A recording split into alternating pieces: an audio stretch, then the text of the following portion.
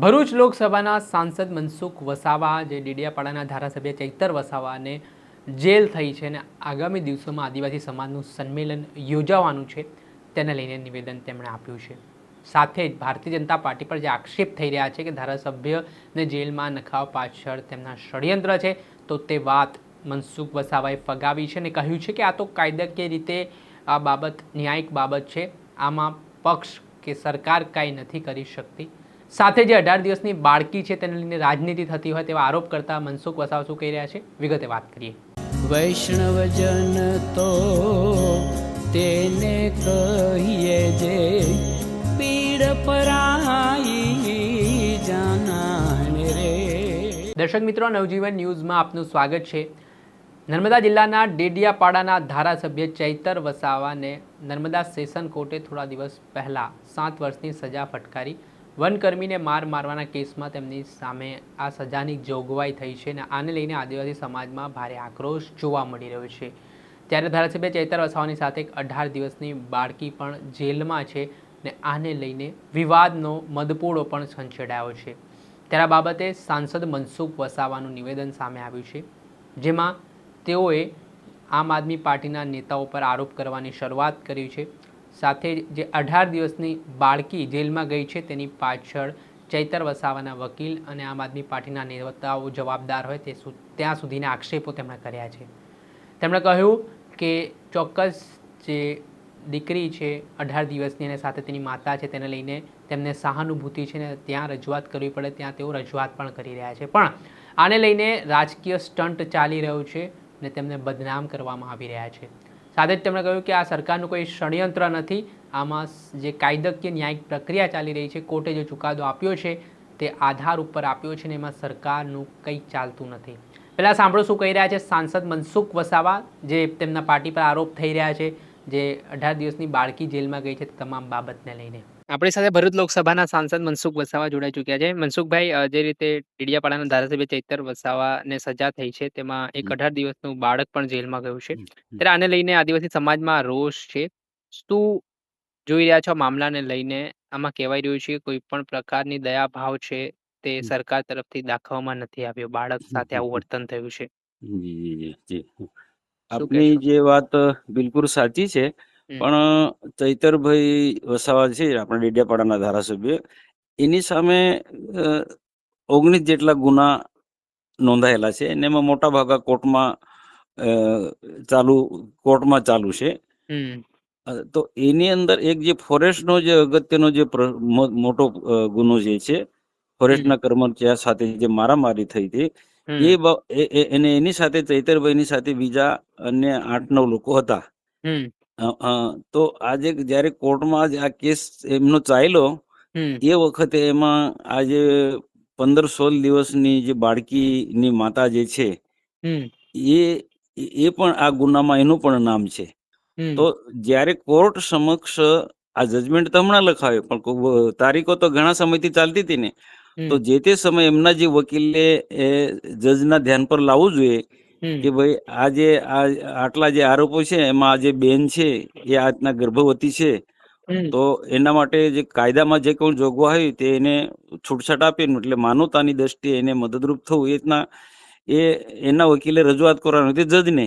આ તો જજમેન્ટ લખાઈ ગયા પછી જજને ખબર પડે છે કે ભાઈ આને આ સ્થિતિ છે, એટલે 15-16 દિવસનું બાળક છે એ કોના પર, એ જ્યારે ગર્ભવતી હતી પેલા બેન, એની ડિલિવરી થાય એના પહેલા જ જજને ધ્યાન આપવું જોઈએ. આ તો જજ જે તારીખ પર તારીખ પડી એમાં જ્યારે એ તારીખ પર તારીખ પડીને જે દલીલો થઈ હશે એ ત્યાર પછી જજ તો પછી જજમેન્ટ લખતી વખતે કે આ બેન કે કોઈ તમોદાર ના હોય, એ જજમેન્ટ લખાયા પછી એને જાહેર કરતી વખતે આ હોય તો જજના ધ્યાન પર પણ આ વસ્તુ આવે, ત્યારે એ ખરેખર એમના જે વકીલ છે એમની પણ ભૂલ છે, અને આ જે ચૈતરભાઈની સાથે જે ગુનેગારો જે છે એ લોકો ની પણ ભૂલ. એમાં બેન જે ગર્ભવતી બેન હતા અને જે 15-16 દિવસનું જે બાળક છે એ જે તે વખતે એમના વકીલે ધ્યાન દોરવું હતું કે ભાઈ આ સ્થિતિ છે, આ બેનની આ સ્થિતિ છે.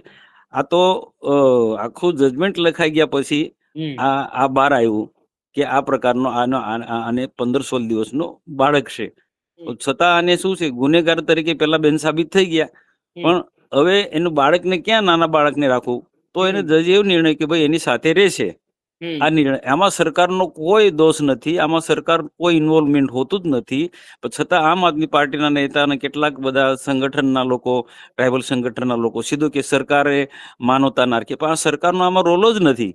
આમાં જે ભૂલ કરી છે એમના માણસોએ કરી છે. એમને ખરેખર આટલો મોટો કેસ ચાલતો હતો ચૈતરની સામે, તો ગોપાલ ઇટાલિયા છે કે ઈશુદાન ગઢવી અથવા તો મોટા મોટા એની સાથે જે કેટલાક ટીવી પર જોઉં છું, સોશિયલ મીડિયામાં જોઉં છું, મોટા મોટા જે વકીલો જે કાયદાકીય રીતના બધી વાત કરી, તો એ લોકોએ કેમ ચિંતા નથી કરી પહેલેથી?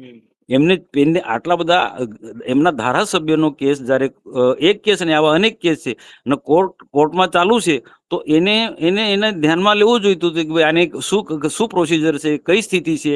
આવું બધા એના જે વિદ્વાન જે માણસો છે એ લોકોએ, પેલા મોટા મોટા મૂછોવાળા, આ બધાએ જોવું જોઈતું હતું કે ભાઈ આ અમારા ધારાસભ્યની કોર્ટની સ્થિતિ શું છે. તે કોઈ જોઈ નથી. આ તો જજમેન્ટ આવ્યા પછી બધા બૂમ બરાડા પાડે છે, ખરેખર જે તે સમયે ચાલુ પ્રક્રિયામાં કોર્ટના જે તારીખોની જે પ્રક્રિયા એ વખતે ધ્યાન આપવાનું હતું, એ વખતે કોઈ ધ્યાન આપ્યું જ નથી. એના કારણે આ સ્થિતિનું નિર્માણ થયું. છતાં પણ અમે પણ જ્યાં કહેવા જેવું હોય ત્યાં અમે કહીએ છીએ કે ભાઈ આ 15-16 દિવસનું બાળક છે, એના માટે કોઈ માનવતાની દ્રષ્ટિએ એને કંઈક ન કંઈક રીતે કાયદાકીયમાં જે જોગવાઈ હોય એમાં કોર્ટમાંથી એને મુક્તિ મળી જાય. આવનારા દિવસોમાં હાઈકોર્ટમાં જવાના છે, તો તે વખતે આ બાળક ને બેન, અને હું તો ત્યાં સુધી કહું કે જે પણ મહિલાઓ છે, ચૈતરભાઈના ધર્મપત્ની છે, એ બધાને જ કંઈક ને કંઈક રીતના રાહત મળી જોઈએ કોર્ટમાંથી, એવી હું તો આશા રાખું છું. મનસુખભાઈ, એમાં આક્ષેપ એવા થઈ રહ્યા છે કે ચૈતર વસાવાને જેલમાં નાખવાનું ભાજપે ષડયંત્ર કર્યું ને આખું કાવતરું, એ પ્રકારની વાતો અને આક્ષેપો તમારી પાર્ટી પર લગાવવામાં આવી રહ્યા છે. તો આ આક્ષેપોના જવાબમાં તમે શું કહેશો? જો આ તો ખોટું રાજકીય સ્ટન્ટ છે આ લોકોનું. ચૈતરભાઈને તો એમના આમ આદમી પાર્ટીના લોકો ફસાવી રહ્યા છે. હવે શું છે, આજે થોડા દિવસમાં એમના પણ સંમેલનો છે અને હાઈકોર્ટમાં આખી મેટર બધી જવાની છે જામીન માટે, કે આને કાઉન્ટર કરવા માટે. એટલે હમણાં મારે ઘણું બધું કહી શકું તોય પણ ના કહી શકું. પણ બાકી હકીકતમાં એક પછી એક આજુ એમના સંમેલનો થઈ ગયા પછી આપ તમે મને કંઈક કહેજો, હું તમને કંઈક પુરાવા સાથે કે ચૈતરભાઈને તો આમ આદમી પાર્ટીના લોકો ફસાવી રહ્યા છે. અગાઉ એક વર્ષ પહેલા પણ જ્યારે એ અમારા શ્રેષ્ઠ નેતૃત્વ સાથે બેઠકો કરી હતી 2 થી 3 વખત, અને કઈ કામકાજ માટે હું એવું ના કહી શકું કે ભાજપમાં આવવાના હતા, પણ કોઈક ને કોઈક કારણસર અમારા શ્રેષ્ઠ નેતૃત્વ સાથે બેઠકો થતી હતી. તો આ વાત એમને ખર્યા પછી તો એ ડેડિયાપાડા મોટા દિગ્ગજ નેતા ગયા અને ચૈતરભાઈને સરકારની સામે, ભાજપની સાથે, અમારા જેવા લોકોના વિરુદ્ધમાં સ્ટેટમેન્ટ અપાયા. એટલે એ વખતનો આખો ઇતિહાસ તમને કઈ સમયે ચૈતરભાઈ ભાજપના લોકો સાથે કંઈક ને કંઈક અથવા તો મંત્રીઓ સાથે કંઈક કામકાજ માટે મળે તો એમના જ નેતાઓને પસંદ નતું. આજ તમે 15 દિવસ પહેલાના ચૈતરભાઈના સ્ટેટમેન્ટ જોજો. એ ચૈતરભાઈ એમ કીધું કે હું તો સરકારમાં કોઈ ને કોઈ કામ માટે મુખ્યમંત્રીને પણ મળું છું, હર્ષ સંઘવી સાહેબને પણ મળું છું, ફોરેસ્ટ મંત્રીને પણ મળું છું, નરેશ પટેલ આદિજાતિ કલ્યાણ પણ મળું છું, બધાને જ મળું છું, અને મારા કામો માટે હું મળું છું અને કામો થાય છે.